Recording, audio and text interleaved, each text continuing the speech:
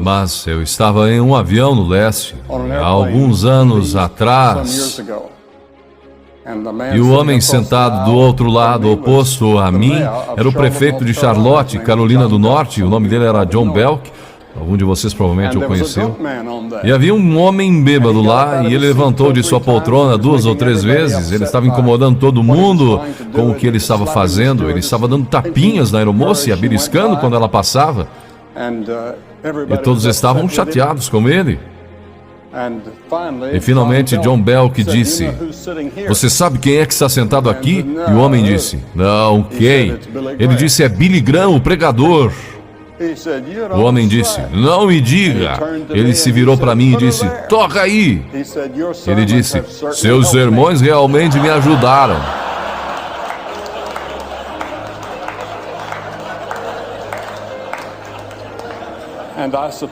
E eu suponho que isso seja verdade para milhares de pessoas.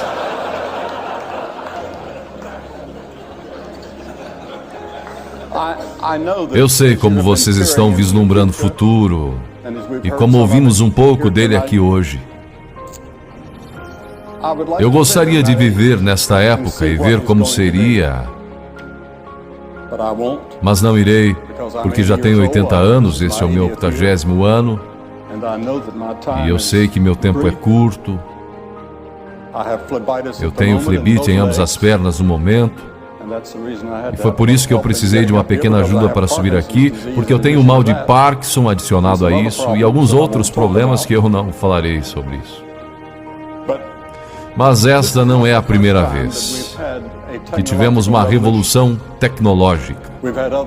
Nós tivemos outras, e há uma sobre a qual eu quero falar. Em uma geração, a nação do povo de Israel teve uma mudança tremenda e dramática que os tornou uma grande potência do Oriente Médio. Um homem chamado Davi subiu ao trono, e o rei Davi se tornou um dos grandes líderes da sua geração. Ele era um homem de grande liderança. Ele tinha o favor de Deus com ele. Ele era um brilhante poeta, filósofo, escritor, soldado, com estratégias em combates e conflitos, até hoje estudadas por nós. Mas cerca de 2 séculos antes de Davi, os hititas haviam descoberto o segredo da fundição e processamento do ferro. E lentamente essa técnica se espalhou, mas eles não permitiam que os israelitas aprendessem ou tivessem qualquer acesso. Mas o rei Davi mudou tudo isso e ele introduziu a idade do ferro a Israel. A Bíblia diz que Davi construiu grandes depósitos de ferro, sobre quais arqueólogos descobriram na Palestina dos dias atuais existir evidências daquela geração. Agora, ao invés de ferramentas rudimentares, feitas de madeira e pedra, Israel agora tinha arados de ferro, foices, enxadas, armas militares. E no curso de uma geração, Israel foi completamente transformada. A introdução do ferro, de certa forma, teve um impacto um pouco parecido com o que o microchip teve na nossa geração.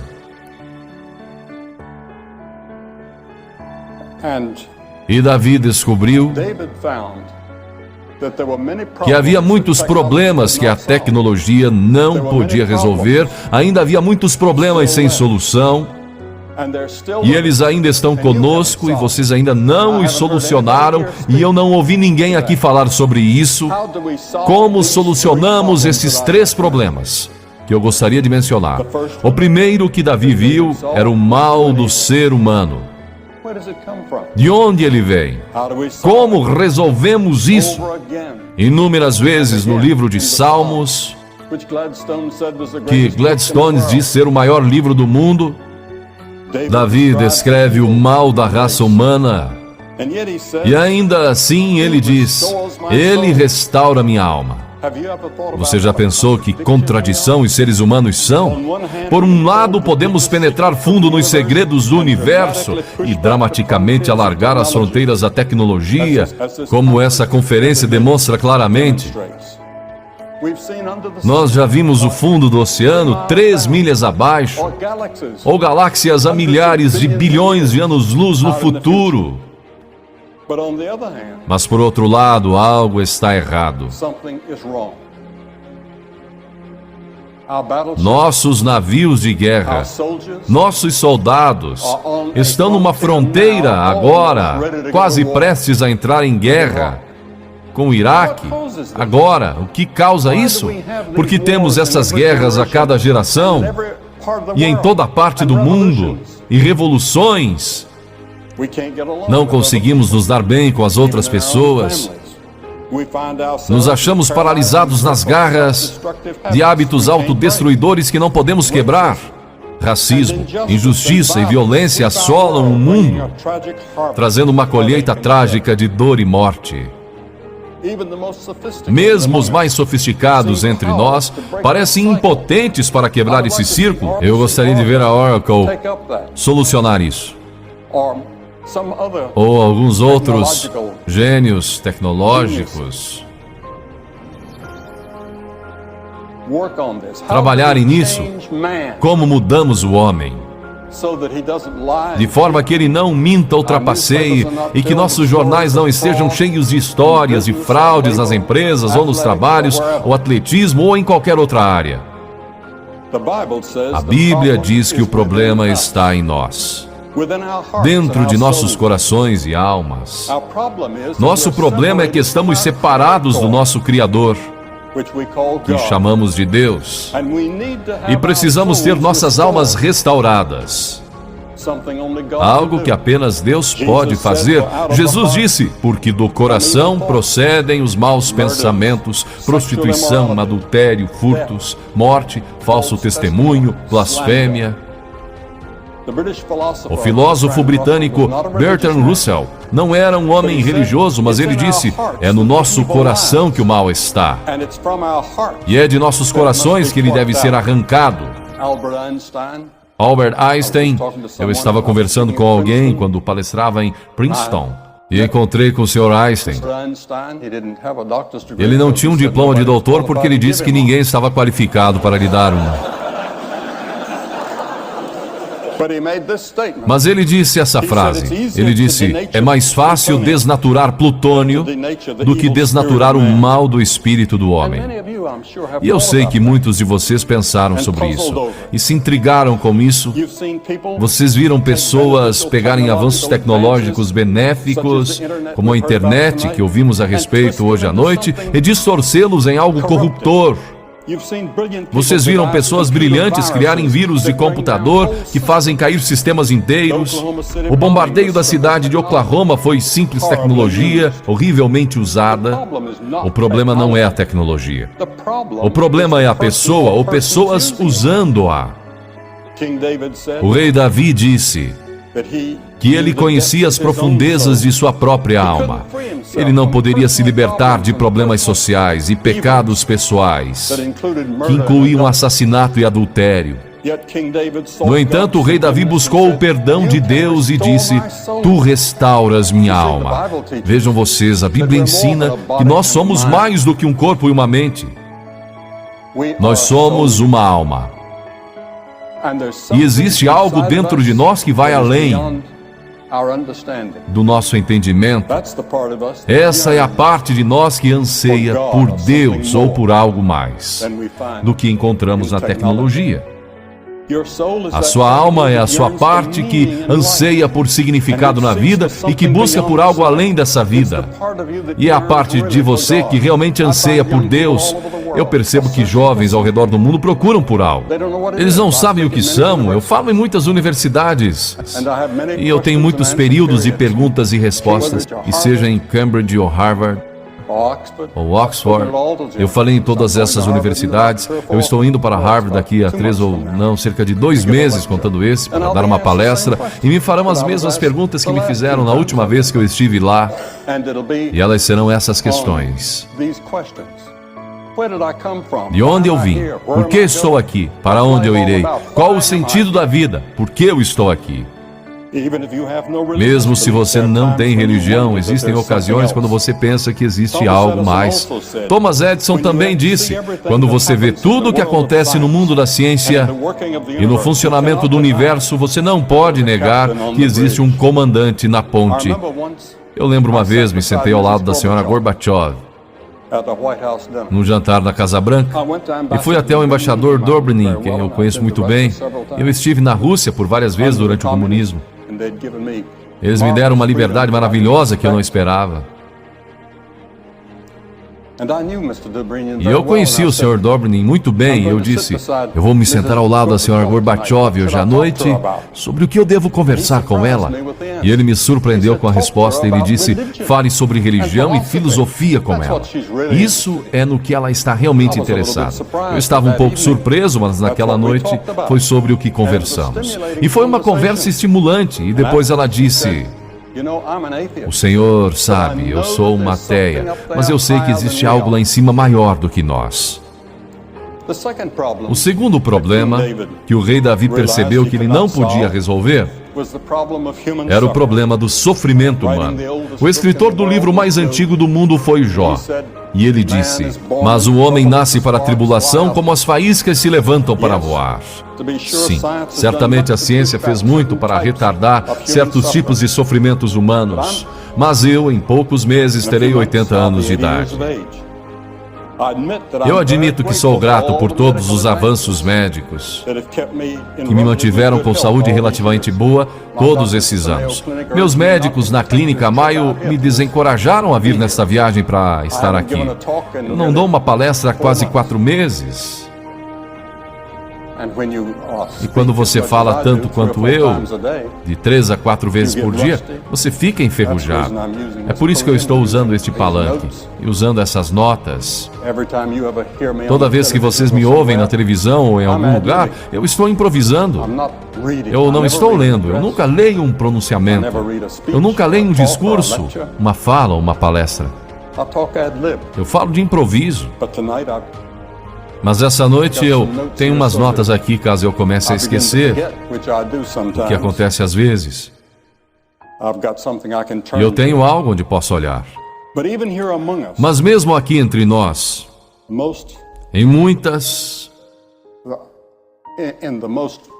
nas sociedades mais avançadas do mundo, nós temos pobreza, nós temos famílias que se destroem, amigos que nos traem, pressões psicológicas insuportáveis pesam sobre nós. Eu nunca encontrei uma pessoa no mundo que não tivesse um problema ou uma preocupação. Por que sofremos? É uma pergunta antiga que nós não respondemos. No entanto, Davi mais uma vez disse que ele iria se voltar para Deus. Ele disse: o Senhor é o meu pastor. O último problema que Davi sabia que ele não podia resolver era a morte. Muitos comentaristas dizem que a morte é o assunto proibido na nossa geração. A maioria das pessoas vivem como se elas nunca fossem morrer. A tecnologia projeta o mito do controle sobre a nossa mortalidade. Nós vemos pessoas em nossas telas de cinema. Marilyn Monroe é tão bonita nas telas como ela era pessoalmente, e muitos jovens pensam que ela ainda está viva. Eles não sabem que ela está morta. Ou Clark Gable, ou quem quer que seja, as velhas estrelas, elas voltam a viver. E elas são tão maravilhosas naquela tela como eram pessoalmente. Mas a morte é inevitável. Há algum tempo atrás eu falei em uma sessão adjunta do Congresso, ano passado, e nós nos reunimos naquela sala, a sala das estátuas. Mais ou menos 300 delas estavam lá. E eu disse: existe uma coisa que temos em comum nessa sala. Todos nós juntos, republicanos ou democratas, ou qualquer outro. Eu disse: todos nós iremos morrer. E nós temos isso em comum com esses grandes homens do passado que estão nos olhando do alto. E é frequentemente difícil para os jovens entender isso. É difícil para eles entenderem que eles irão morrer. Assim como o escritor do livro de Eclesiastes escreveu, ele disse: há tempo para todo propósito debaixo do céu, há tempo de nascer e tempo de morrer. E eu estive junto ao leito da morte de muitas pessoas famosas, as quais vocês reconheceriam. Eu falei com elas. Eu as visitei em seus momentos de agonia, quando elas estavam morrendo de medo. No entanto, alguns anos antes, a morte nunca havia passado pelas suas cabeças. Eu falei com uma mulher semana passada, cujo pai era um médico famoso. Ela disse que ele nunca pensava em Deus, nunca falava sobre Deus e não acreditava em Deus. Ele era ateu. Mas ele disse, quando ele estava para morrer, ele sentou-se do lado da cama um dia e perguntou à enfermeira se ele poderia ver o capelão. E pela primeira vez na vida dele, ele disse que ele iria pensar no inevitável e sobre Deus. Existiria um Deus? Há alguns anos atrás, um estudante universitário me perguntou: qual é a maior surpresa da sua vida? Eu disse: a maior surpresa da minha vida é a brevidade da vida. Ela passa tão rápido. Mas não precisa ter que ser dessa maneira. Wernher von Braun, após o término da Segunda Guerra Mundial, concluiu: a ciência e a religião não são antagônicas. Pelo contrário, elas são irmãs. Ele colocou isso a nível social. Eu conhecia bem o Dr. Von. E ele disse, falando por mim mesmo, eu posso apenas dizer que a grandiosidade do cosmos serve apenas para confirmar uma crença na certeza de um Criador.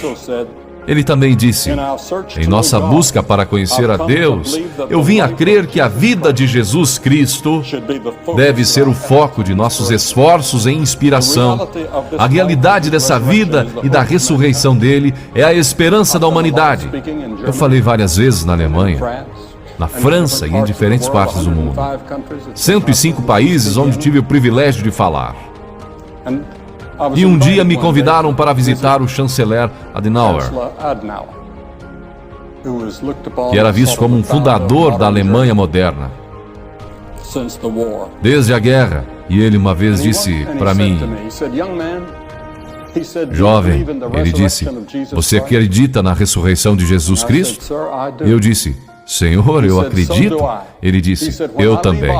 Ele disse: quando eu der baixa, eu vou gastar meu tempo escrevendo um livro sobre por que Jesus Cristo ressuscitou e por que é tão importante acreditar nisso. Em uma de suas peças, Alexander Solzhenitsyn descreve um homem morrendo que diz para aqueles reunidos ao redor da sua cama: o momento que é terrível para sentir arrependimento é quando alguém está morrendo. Como alguém deve viver para que não tenha arrependimento na hora da morte? Blaise Pascal fez exatamente essa pergunta na França no século XVII. Pascal foi chamado de arquiteto da civilização moderna. Ele era um cientista brilhante, nas fronteiras da matemática, mesmo quando adolescente. Ele é visto por muitos como o fundador da teoria da probabilidade e o criador do primeiro modelo de um computador. E é claro que todos vocês estão familiarizados com a linguagem do computador que leva o nome dele. Pascal explorou em profundidade nossos dilemas humanos, do mal, sofrimento e morte. Ele estava espantado com o fenômeno que temos considerado, que as pessoas podem alcançar graus extraordinários na ciência, artes e empreendimentos humanos, e ao mesmo tempo estão cheias de raiva, hipocrisia e têm ódio de si mesmas. Pascal nos via como uma mistura impressionante de gênio e engano próprio. Em 23 de novembro de 1654, Pascal teve uma experiência religiosa profunda. Ele escreveu essas palavras no seu diário: eu me submeto completamente a Jesus Cristo, meu Redentor. Um historiador francês disse, 2 séculos mais tarde: raramente um intelecto tão grande se submeteu com tanta humildade à autoridade de Jesus Cristo. Pascal veio a crer não somente que o amor e a graça de Deus podiam nos trazer de volta a harmonia, mas ele creu que seus pecados e falhas poderiam ser perdoados e que quando ele morresse, ele iria para um lugar chamado céu.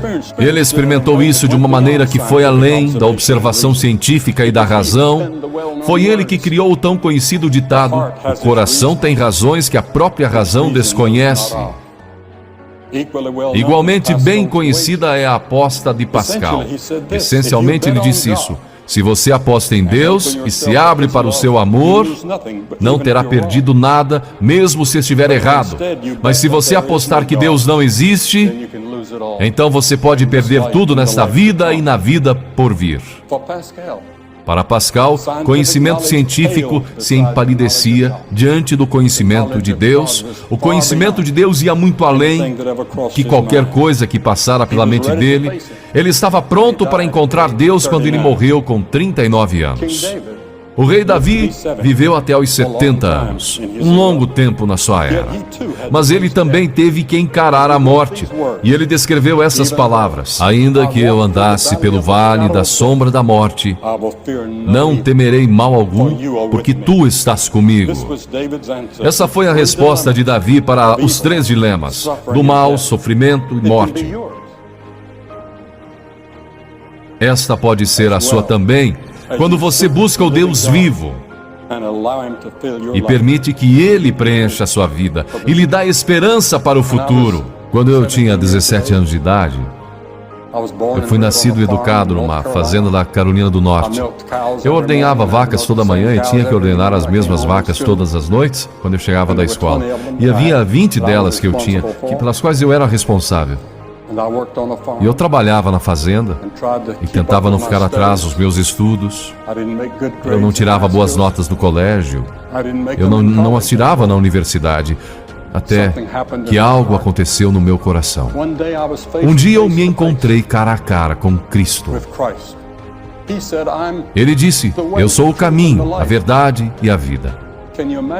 Você pode imaginar isso? Eu sou a verdade. Eu sou a personificação de toda a verdade. Ele era um mentiroso? Ou ele era um louco? Ou ele era o que ele alegava ser? O que ele era? Eu tinha que fazer aquela decisão. Eu não podia provar isso. Eu não podia levar isso a um laboratório e fazer experiências com isso. Mas pela fé eu disse: eu acredito nele. E ele entrou em meu coração e mudou a minha vida. E agora eu estou pronto para quando eu ouvir aquele chamado para entrar na presença de Deus. Obrigado e Deus abençoe todos vocês.